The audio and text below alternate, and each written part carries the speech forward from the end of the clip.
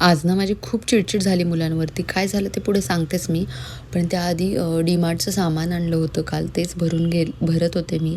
तर पार्थ पण असा माझ्यासोबत बसतो आणि मला हेल्प करत असतो. देन म्हटलं त्याला चिक्की खायला द्यावी. झोपेतून उठला होता तो पण. सो चिक्की खायला दिली त्याला. मीही चिक्की खाल्ली. ॲक्च्युली पार्थला ना मी असे बुक्स देत असते रीड करायला. त्याला काही-काही दाखवत असते. त्याच्यातून त्याला माहीत पण होते. आणि हे ॲक्च्युली पार्थचे नाही आहेत, आरवचेच बुक्स आहेत, ते मी ठेवले होते.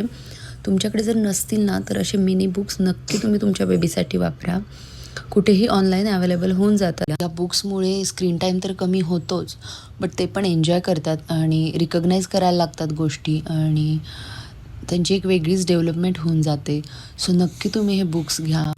देन त्याच्यानंतर मग मी माझी किचन आवरायला घेतलं. संध्याकाळची कामं चालू केलीत आणि मग पार्थसाठी थोड्या वेळाने मखाना पण फ्राय करून दिला, कारण दुपारी व्यवस्थित तो जेवला नव्हता.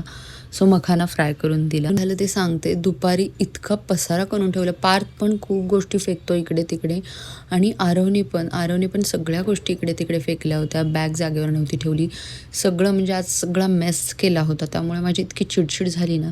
देन संध्याकाळी मी चहा घेतला मस्तपैकी आणि पार्थला घेऊन खाली गेले, कारण पाऊस नव्हता. बट खाली गेले आणि पाऊस नाही आला असं कधी झालंच नाही आहे. सो पाऊस तर मस्त चालू होता, पण नंतर थोड्या वेळाने थांबला पण. सो थोडंसं वॉकिंग केलं आणि मग आले.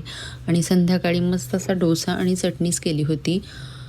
पण तुमचं पण असं होतं का कधी कधी माझ्यासारखं, की खूप चिडचिड होती मुलांवरती आणि परत आपल्यालाच वाईट वाटतं? माझ्यासोबत तर असं बऱ्याचदा होतं.